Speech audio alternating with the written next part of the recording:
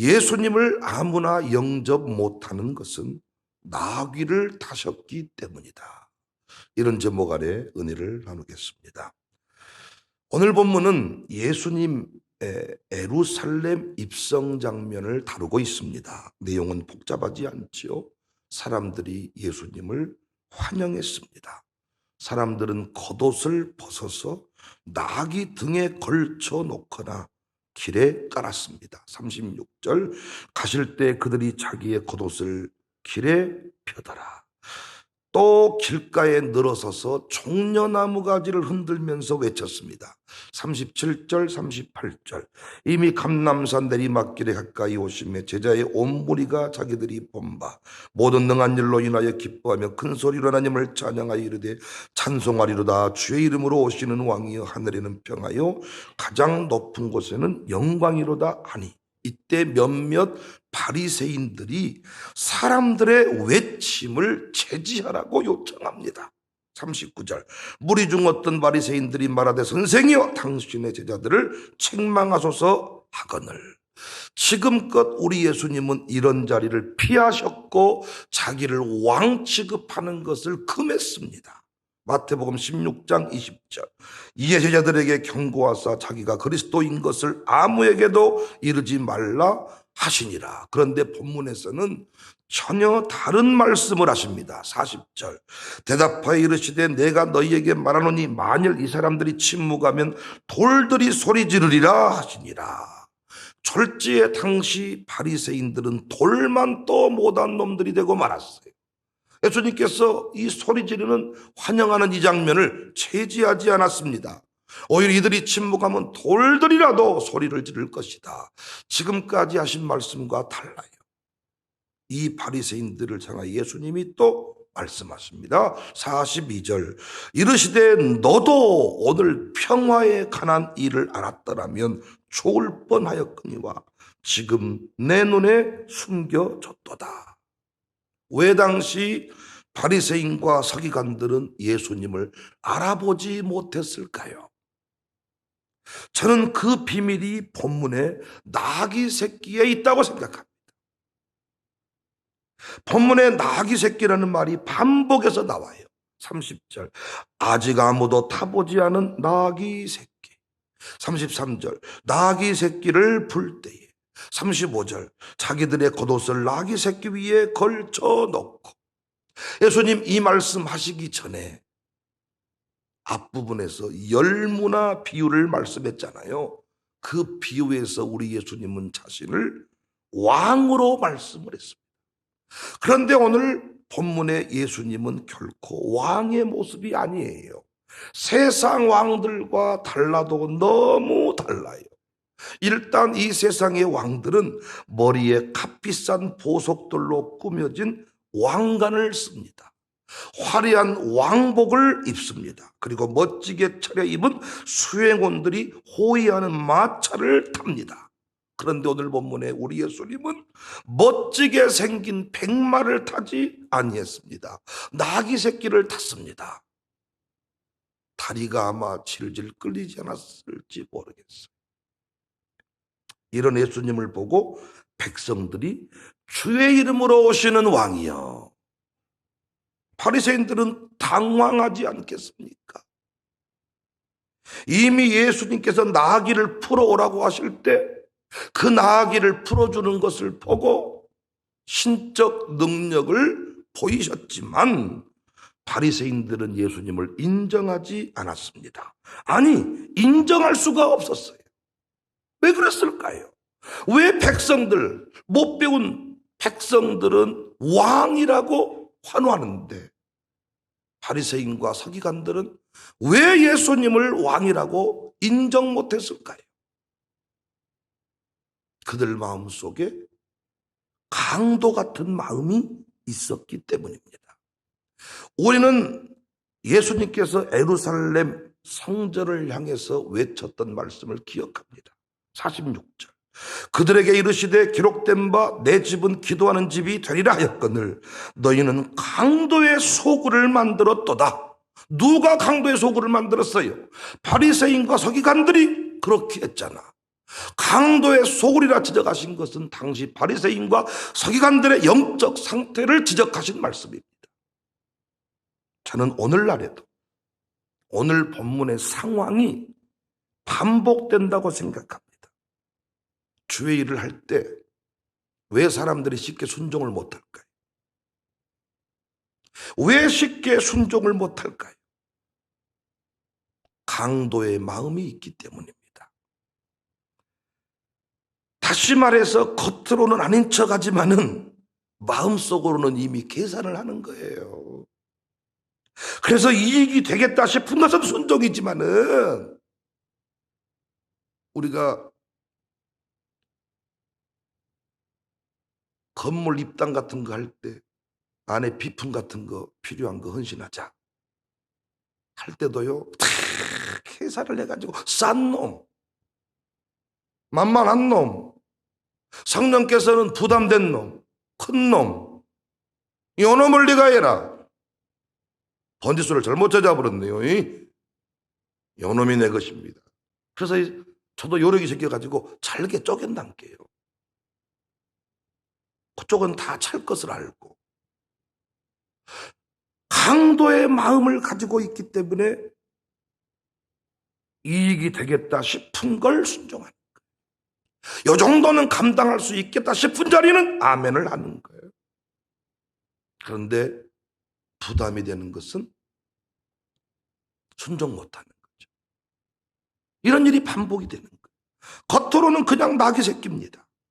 그런데 그 안에 하나님의 구속사가 담겨져 있어요. 오늘 본문에는 기록이 없지만 똑같은 사건을 기록하고 있는 마태복음 21장 4절, 요한복음 12장 65절에는 분명히 이것이 스가랴 선지자의 기록을 이루는 일이다. 선지자의 애언을 이루는 일이다. 스가랴 9장 9절에 시온에 따라 크게 기뻐할지어다, 예루살렘에 따라 즐거이 부를지어다. 보라, 내 앙이 내게 임하시나니 그는 공의로우시며 구원을 베푸시며 겸손하여서 나귀를 타시나니 나귀의 작은 것 곧 나귀 새끼니라. 이 부분을 마태복음, 마태와 요한은 분명히 이 모든 사건이 선지자의 애언을 이루는 일이다. 겉돌아 보기에는 그냥 나귀 새끼지만 이 나귀 타고 오신 예수님은 구속사를 이루어가는 중이야. 지금 겉돌아 보기에는 그냥 홍해바다를 걷는 것인데 영적으로 그 일이 세례였습니다. 고린도전서 10장 1절 2절, 형제들아 나는 너희가 알지 못하기를 원하지 아니하노니 우리 조상들이 다 구름 아래 있고 바다 가운데로 지나며 모세에게 속하여 다 구름과 바다에서 세례를 받고 그냥 홍해바다 건넌 줄 알았는데 그 사건이 영적으로 세례 사건이었다는 거예요. 겉으로 보기에는 그냥 밥이었는데, 그냥 떡이었는데 그것이 영원한 생명 예수님이었습니다. 그래서 성령님의 역사가 아니고는, 믿음이 아니고는 예수님을 믿을 수 없고 그분에게 순종할 수가 없는 거예요. 나귀 타고 오른 예수님을 누가 구원자라고 믿을 수 있겠어요? 십자가에서 힘없이 죽은 예수님을 누가 만왕의 왕이라고 믿을 수가 있겠어요? 그러나 본문에서도 택한 백성은 소리치잖아요. 38절, 찬송하리로다 주의 이름으로 오시는 왕이요 하늘에는 평화요 가장 높은 곳에는 영광이로다 하니. 아멘할 준비하세요. 사랑하는 성도님들, 저는 우리 교회가 나귀의 본질을 깨뜨려 볼 수 있는 눈이 열려지기를 바랍니다. 나그네를 그냥 나그네로 거지로 보는 것이 아니라, 구걸하려고 오는 인생이 아니라 하나님이 보낸 천사임을 깨뜨려 볼 수 있기를 바랍니다. 나그네를 천사로 볼 수 있는 눈이 열려야 돼. 이번에도 자체 부흥회를 했습니다. 담임 목사를 강사로 보는 눈이 열려야 돼. 부흥회를 한다 그러면 내가 아는 담임 목사님이 아니고 이제는 이번 부흥회 때 강사로 세우셨다. 하나님께서 강사를 통해서 하나님의 뜻을 선포하실 것이다. 이 눈이 열리지 않으면 절대로 순종 못하고 이 땅에서 넘치는 역사의 주인공으로 살지 못합니다. 겉으로 보기에 초라한 교회가 있습니다. 그런데 하나님의 구속 역사를 이루어가는 통로일 수 있습니다. 이 눈이 열려. 예수님을 아무나 영접할 수 없었듯이 이 시대에도 아무나 주의 일에 쓰임받는 게 아니에요.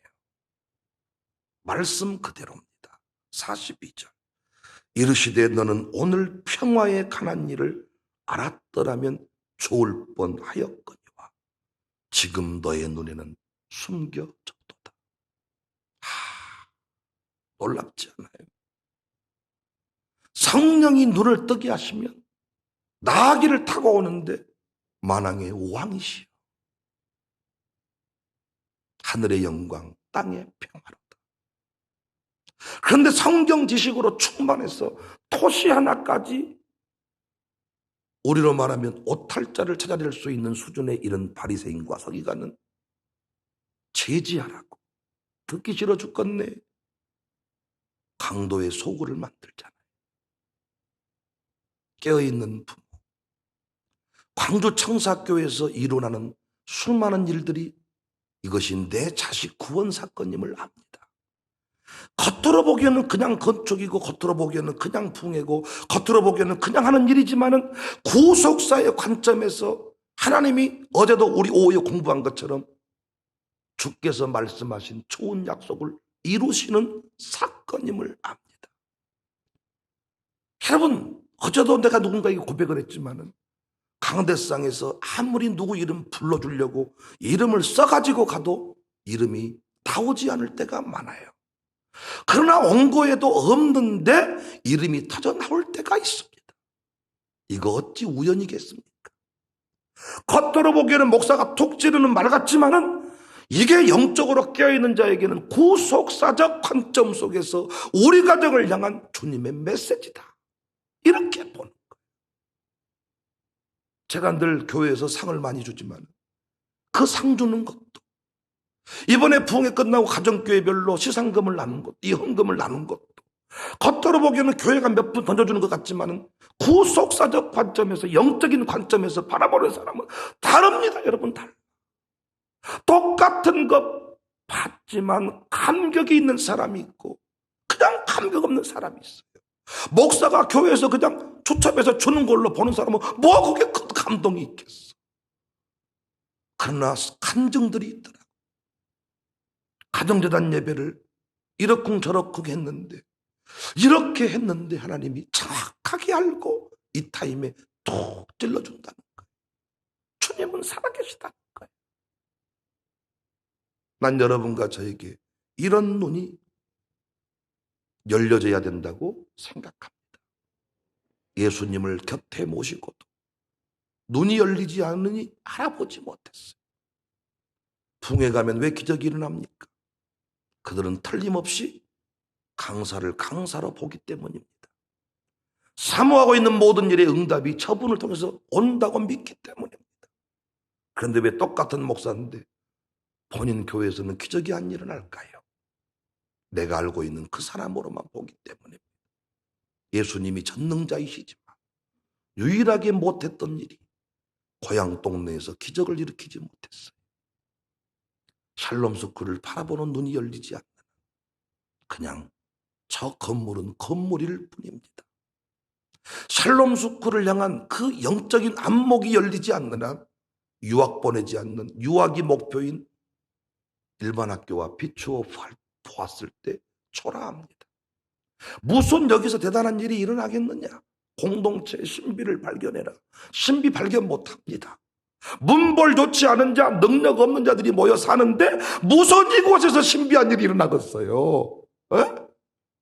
무슨 이곳에서 신비한 일이 일어나요? 여기서 예배 드리는 것이 뭐 대단한 일이야? 그런데 이 공동체 가운데 변함없이 예배하는 인생, 간증의 주인공이 되다. 영적인 눈이 열려지지 않으면 볼 수 없다. 그냥 홍해바다 건넌 줄 알았는데 그것이 영적으로 세례였습니다. 그냥 떡 한 덩이 준 줄 알았더니 그것이 생명의 떡을 가르치는 사건입니다. 만나, 하늘에서 만나 내려진 사건이 영원한 만나 예수님의 사건입니다. 구약의 인명, 지명 가운데 예수님의 역사가 다 숨겨져 있잖아요. 신약은 구약 속에 감춰져 있고 구약은 신약 속에 펼쳐져 있다.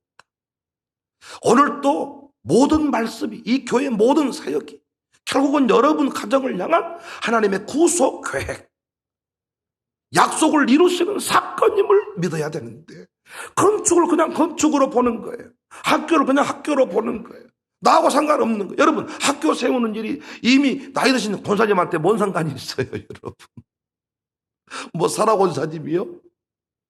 나하고 아무 상관이 없는데 결국은 그 일, 상관없어 보이는 그 일을 통해서 우리 가정에 필요한 응답을 주신다는 거야. 나그네 같은 거지 같은 인생을 돕는 것이 우리 가정이 복받는 길이라는 거예요. 나그네 같은 사람을 섬겼는데 거기에서 생명 잉태 소식을 듣잖아요. 아무나 예수님 영접 못하는 것은 나귀를 타셨기 때문이다. 아무나 교회 나와서 순종 못하는 것은 교회가 초라한 모습을 간직하고 있기 때문이다. 아무나 여기 담임 목사에겐 늘 순종 못하는 것은 이 담임 목사가 아직까지도 허물 많은 종이기 때문이다. 허물이 보이기 때문에. 천사가 나와서 설교하면 얼마나 좋을까. 난 그런 생각을 많이 해요. 천사가 목이 잠기겠어요? 천사가 성도 준다고 성질 내겠어요? 천사는 5날개로 떠가지고, 그리고 흘러 끝나면 사라져버려. 어디로? 사례비를 줄 필요도 없고, 목사 생활비 줄 필요도 없고, 사택 줄 필요도 없고, 어디 갔다가 때가 되면 하늘 올라갔다가 내려오면 되는 거예요. 신방 갈 때도 공 장례식장 갈 때 5날개로 날아가는 거예요. 가다 사고 날 일도 없고, 얼마나 좋을까. 여러분, 오늘 또 천사를 만나고 온 거예요. 물론 천사 같은 목사님들이 계시더라고. 나는 내가 봐도 천사가 아니야. 지금까지 천사가 아니야. 성질 더럽고 아직 멀었고, 지금도 배고프면 아주 성질이 나고, 아직도 양보하는 것보다는 이기적이고 아직 멀었어요. 그러니까 여기 이런 목사를 만나 섬긴다는 게, 제자가 된다는 게 쉬운 게 아니지. 그런데 위대한 목사님들 제가 다 세미나도 가보고 만나보면 그분들만의 단점이 있어. 어떻게 저런 분이 저렇게 큰 교회를 할까? 답이 안 나와. 어떻게 이런 목사님을 위대한 종이라고 지금까지 섬겼을까? 성령께서 단점에 대해서는 눈을 가리우시고, 우리 목사님 쓰임받는 부분만 잘 바라보는 눈이 그 교인들에게는 있더라고요. 또 목회 잘한 목사님 특징이 뭐라 그랬어요, 여러분? 안 좋은 성도를 향해서는 눈이 다 가려지고, 잘하는 성도를 향해서만 눈이 다 뜨여진다는 거예요. 그러니까 설교하다가 성질을 안 내. 다 눈을 밑으로 까는 분이 있어요. 그분을 쳐다보면 설교할 마음이 사라지는 거예요. 왜? 한두 번 한 게 아니니까. 강대상에서 이름이 불려주고 나올 때 내가 한 번 딱 눈 깔았는데 말한 거 아니에요. 몇 번도 참고 참는 거예요. 여러분 보기엔 안 참은 것 같지만 나 많이 참아요. 네? 참고 또 참다가 해도 너무하다 싶으니까 팍 터뜨리는 거예요. 근데 목회 잘한 목사님들은 신경을 안 쓴다는 거예요. 그 양반들한테 눈을 깔든 올리든 대버려 터버리라는 거예요. 그리고 눈 다 치켜뜨고 환한 미소를 가지고 목회, 이 설교 듣는 그분만 보고 하라는 거예요. 천사가 목회하면 여러분이 제자 되기가 참 쉬울 것 같지만, 허물 많은 종이 늘 담임 목회를 하니까 쉽게 따르지 못합니다. 그런데 그도 하나님이 쓰고 있다는 거예요. 예수님은 마리아의 옥합을 깨뜨린 자리에서도 동일한 말씀을 하셨습니다. 마태복음 26장 6절 이하를 보시면, 예수께서 베다니 나병 환자 시몬의 집에 계실 때 한 여자가 매우 귀한 향유 한 옥합을 가지고 나와서 식사하는 예수님 머리에 부으니 제자들이 보고 분개했죠. 왜 분개하는 거예요? 강도의 마음을 가지고 있는 거예요. 저 돈을 내가 세비쳐야 되는데, 저 돈을 내가 꽁쳐야 되는데, 우리 웜에 저는 미쳤네. 분개하여 이르되 무슨 의도로 이것을 어비하느냐? 이것을 비싼 값에 팔아서 가난한 자들에게 줄 수 있겠도다 하거든. 오늘 본문 상황과 똑같은 상황이에요. 예수께서 아시고 그들에게 이르시되 너희가 어찌하여 이 여자를 괴롭게 하느냐? 그가 내게 좋은 일을 행하였느니라. 가난한 자들은 항상 너희와 함께 있거니와 나는 항상 함께 있지 아니하리라. 이 여자가 내 몸에 이 향유를 부은 것은 내 장례를 위하여 함이니라. 그들 보기에는 허비하는 사건이었지만은 영적으로는 이 모든 일이 장례를 준비하는 사건이었다는 거예요. 부디 우리 교회는 예수님의 장례를 준비할 줄 아는 성숙한 교회가 될 수 있기를 바랍니다. 나귀 타고 오신 예수님을 향하여 찬송하고 총려가지를 들고 흔들 수 있는 눈이 열려지기를 바랍니다. 부디 강도의 소굴이 피어나여 기도하는 교회가 되시기를 바랍니다. 정죄하는 그 인생에서 순종하고 제자의 길을 걷는 주인공이 되시기를 바랍니다. 육적인 눈으로 판단자라는 사람 되지 말고 이것이 영적으로 무슨 의미가 있는지를 깨달으셔서 구속사의 그 줄기에 동참하는 은혜의 주인공이 다 되시기를 주님의 이름으로 축복합니다.